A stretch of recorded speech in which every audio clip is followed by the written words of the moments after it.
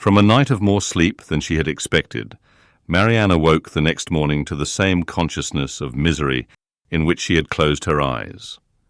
Elinor encouraged her as much as possible to talk of what she felt. And before breakfast was ready, they had gone through the subject again and again, and with the same steady conviction and affectionate counsel on Elinor's side, the same impetuous feelings and varying opinions on Marianne's as before. Sometimes she could believe Willoughby to be as unfortunate and as innocent as herself, and at others lost every consolation in the impossibility of acquitting him. At one moment she was absolutely indifferent to the observation of all the world. At another she would seclude herself from it forever, and at a third could resist it with energy. In one thing, however, she was uniform when it came to the point in avoiding, where it was possible, the presence of Mrs. Jennings, and in a determined silence when obliged to endure it. Her heart was hardened against the belief of Mrs. Jennings's entering into her sorrows with any compassion. "No, no, no, it cannot be," she cried. "She cannot feel.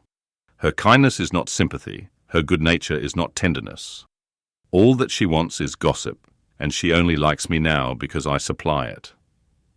Elinor had not needed this to be assured of the injustice to which her sister was often led in her opinion of others, by the irritable refinement of her own mind, and the too great importance placed by her on the delicacies of a strong sensibility, and the graces of a polished manner. Like half the rest of the world, if more than half there be that are clever and good, Marianne, with excellent abilities and an excellent disposition, was neither reasonable nor candid.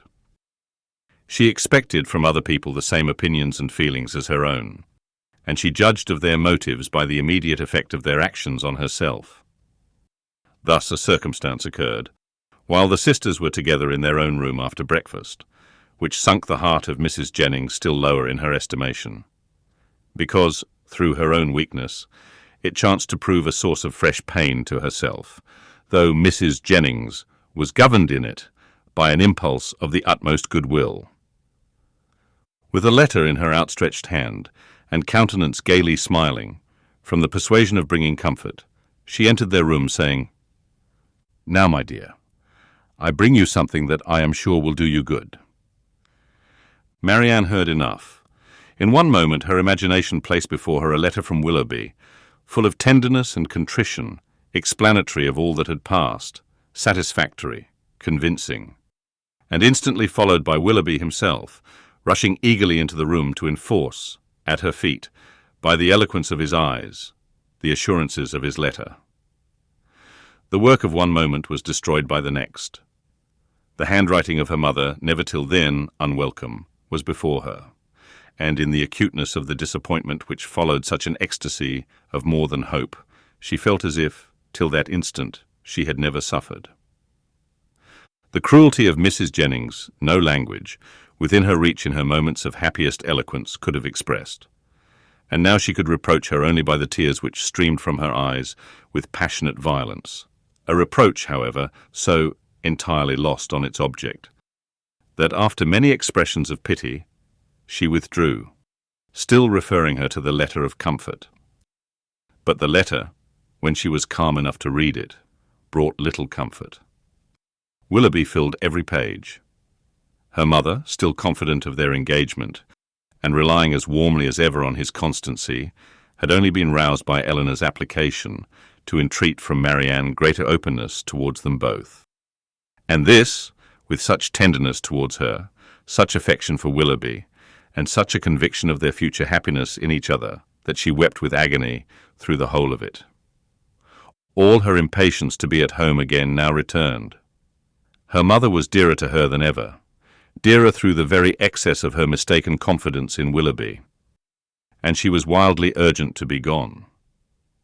Elinor, unable herself to determine whether it were better for Marianne to be in London or at Barton, offered no counsel of her own except of patience till their mother's wishes could be known, and at length she obtained her sister's consent to wait for that knowledge. Mrs. Jennings left them earlier than usual, for she could not be easy till the Middletons and Palmers were able to grieve as much as herself, and positively refusing Elinor's offered attendance, went out alone for the rest of the morning. Elinor, with a very heavy heart, aware of the pain she was going to communicate, and perceiving, by Marianne's letter, how ill she had succeeded in laying any foundation for it, then sat down to write her mother an account of what had passed, and entreat her directions for the future. While Marianne, who came into the drawing-room on Mrs. Jennings's going away, remained fixed at the table where Elinor wrote, watching the advancement of her pen, grieving over her for the hardship of such a task, and grieving still more fondly over its effect on her mother. In this manner they had continued about a quarter of an hour, when Marianne, whose nerves could not then bear any sudden noise, was startled by a rap at the door. "Who can this be?" cried Elinor. "So early, too. I thought we had been safe." Marianne moved to the window. "It is Colonel Brandon," said she, with vexation. "We are never safe from him.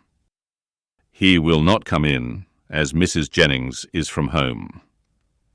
"I will not trust to that," retreating to her own room.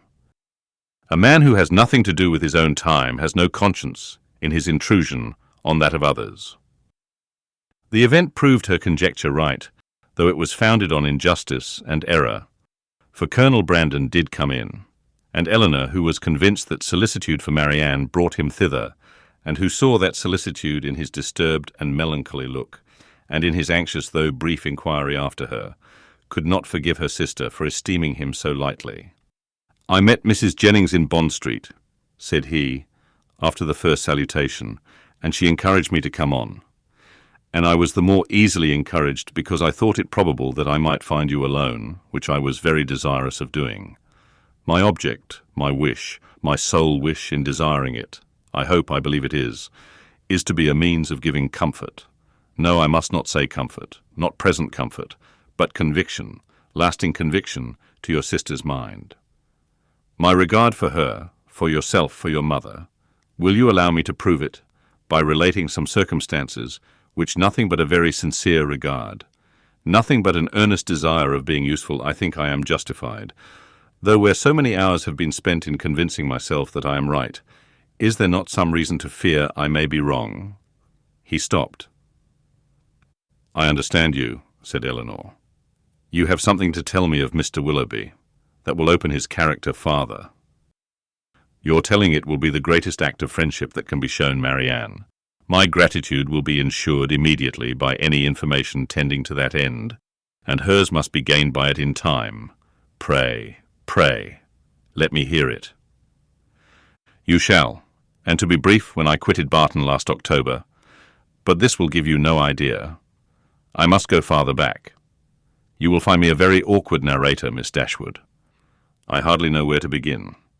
A short account of myself, I believe, will be necessary, and it shall be a short one.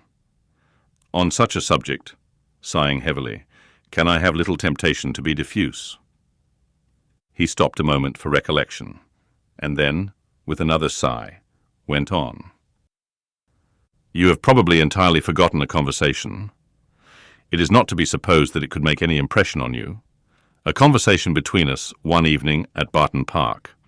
It was the evening of a dance, in which I alluded to a lady I had once known, as resembling, in some measure, your sister Marianne." "Indeed," answered Elinor, "I have not forgotten it." He looked pleased by this remembrance, and added, "If I am not deceived by the uncertainty, the partiality of tender recollection, there is a very strong resemblance between them, as well in mind as person. The same warmth of heart, the same eagerness of fancy and spirits. This lady was one of my nearest relations, an orphan from her infancy, and under the guardianship of my father. Our ages were nearly the same, and from our earliest years we were playfellows and friends. I cannot remember the time when I did not love Eliza, and my affection for her as we grew up was such as perhaps, judging from my present forlorn and cheerless gravity, you might think me incapable of having ever felt. Hers, for me, was, I believe, fervent as the attachment of your sister to Mr. Willoughby, and it was, though from a different cause, no less unfortunate. At 17 she was lost to me forever. She was married against her inclination to my brother. Her fortune was large, and our family estate much encumbered. And this, I fear, is all that can be said for the conduct of one, who was at once her uncle and guardian. My brother did not deserve her. He did not even love her. I had hoped that her regard for me would support her under any difficulty, and for some time it did. But at last the misery of her situation, for she experienced great unkindness, overcame all her resolution, and though she had promised me that nothing, but how blindly I relate. I have never told you how this was brought on. We were within a few hours of eloping together for Scotland. The treachery or the folly of my cousin's maid betrayed us. I was banished to the house of a relation far distant, and she was allowed no liberty, no society, no amusement, till my father's point was gained. I had depended on her fortitude too far, and the blow was a severe one. But had her marriage been happy, so young as I then was, a few months must have reconciled me to it, or at least I should not have now to lament it. This, however, was not the case. My brother had no regard for her. His pleasures were not what they ought to have been, and from the first he treated her unkindly. The consequence of this, upon a mind so young, so lively, so inexperienced as Mrs. Brandon's, was but too natural. She resigned herself at first to all the misery of her situation, and happy had it been if she had not lived to overcome those regrets which the remembrance of me occasioned. But can we wonder that with such a husband to provoke inconstancy, and without a friend to advise or restrain her, for my father lived only a few months after their marriage, and I was with my regiment in the East Indies, she should fall? Had I remained in England, perhaps, but I meant to promote the happiness of both by removing from her for years, and for that purpose had procured my exchange. The shock which her marriage had given me, he continued, in a voice of great agitation, was of trifling weight, was nothing to what I felt when I heard, about 2 years afterwards, of her divorce. It was that which threw this gloom, even now the recollection of what I suffered. He could say no more, and rising hastily walked for a few minutes about the room. Elinor, affected by his relation, and still more by his distress, could not speak. He saw her concern, and coming to her took her hand, pressed it and kissed it with grateful respect. A few minutes more of silent exertion enabled him to proceed with composure. It was nearly 3 years after this unhappy period before I returned to England. My first care, when I did arrive, was of course to seek for her, but the search was as fruitless as it was melancholy. I could not trace her beyond her first seducer, and there was every reason to fear that she had removed from him only to sink deeper in a life of sin. Her legal allowance was not adequate to her fortune, nor sufficient for her comfortable maintenance, and I learnt from my brother that the power of receiving it had been made over some months before to another person. He imagined, and calmly could he imagine it, that her extravagance and consequent distress had obliged her to dispose of it for some immediate relief. At last, however, and after I had been 6 months in England, I did find her. Regard for a former servant of my own, who had since fallen into misfortune, carried me to visit him in a sponging house, where he was confined for debt. And there, in the same house, under a similar confinement, was my unfortunate sister, so altered, so faded, worn down by acute suffering of every kind. Hardly could I believe the melancholy and sickly figure before me to be the remains of the lovely, blooming, healthful girl on whom I had once doted. What I endured in so beholding her, but I have no right to wound your feelings by attempting to describe it. I have pained you too much already. That she was, to all appearance, in the last stage of a consumption was, yes, in such a situation, it was my greatest comfort. Life could do nothing for her, beyond giving time for a better preparation for death, and that was given. I saw her placed in comfortable lodgings, and under proper attendance. I visited her every day during the rest of her short life. I was with her in her last moments. Again he stopped to recover himself, and Elinor spoke her feelings in an exclamation of tender concern at the fate of his unfortunate friend. "Your sister, I hope, cannot be offended," said he, "by the resemblance I have fancied between her and my poor disgraced relation.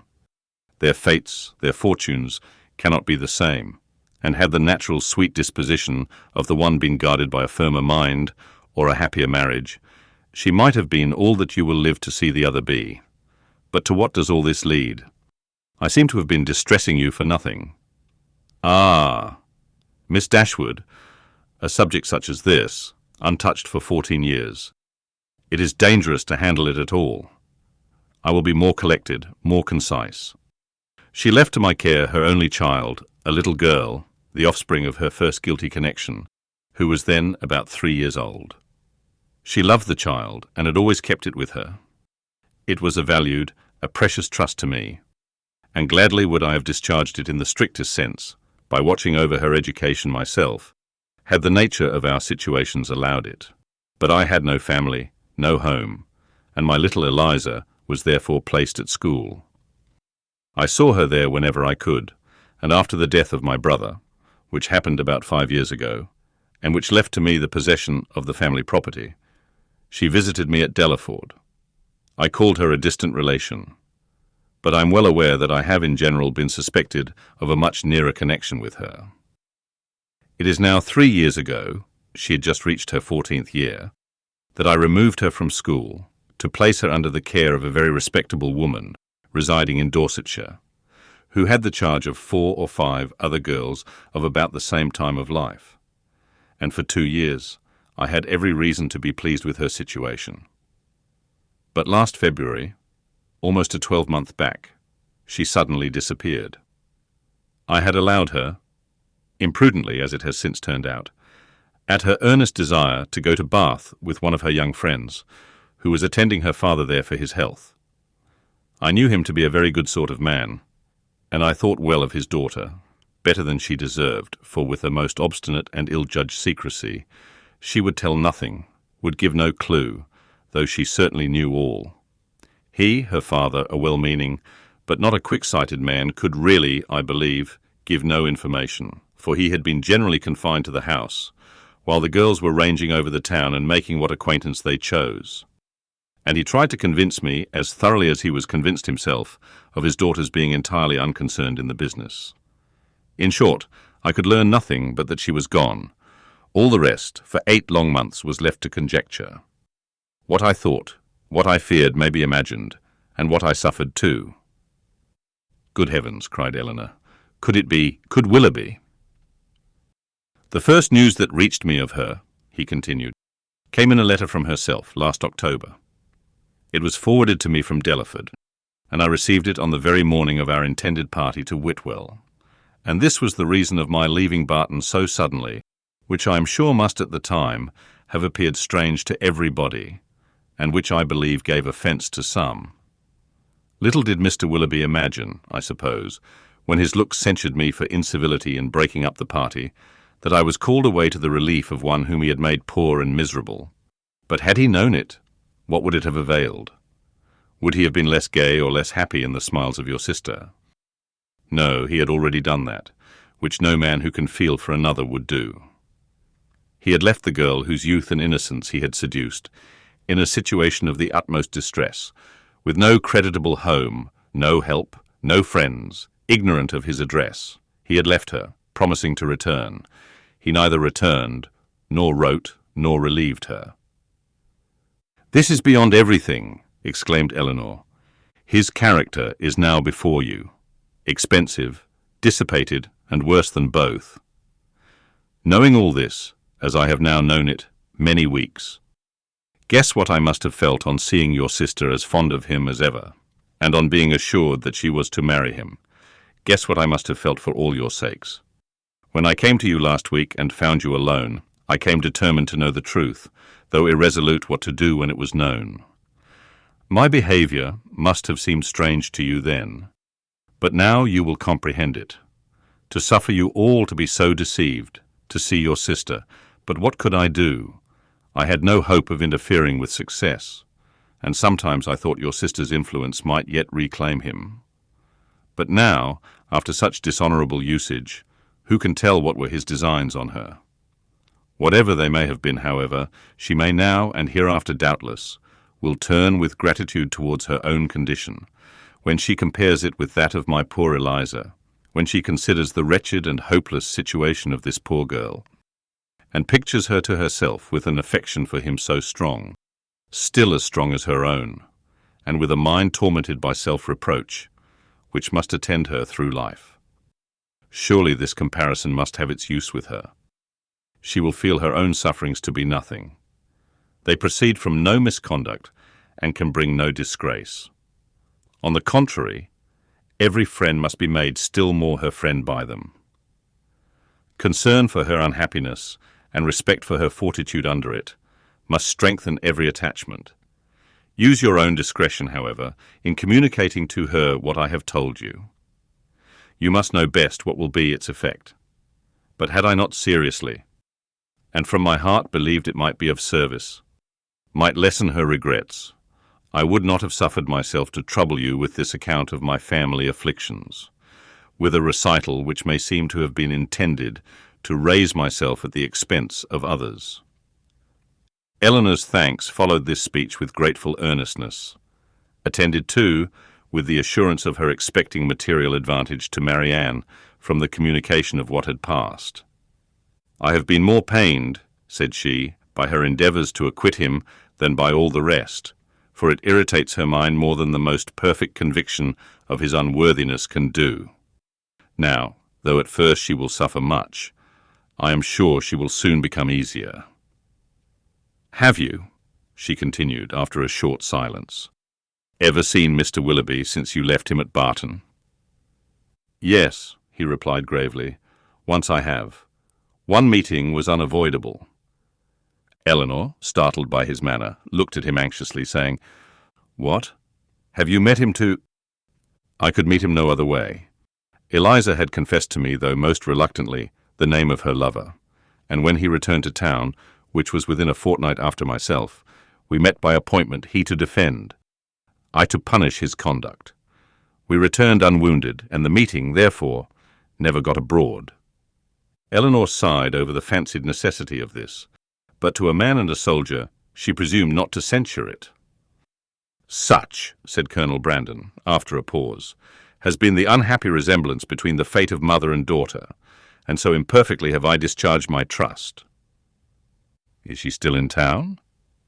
"No. As soon as she recovered from her lying in, for I found her near her delivery, I removed her and her child into the country, and there she remains."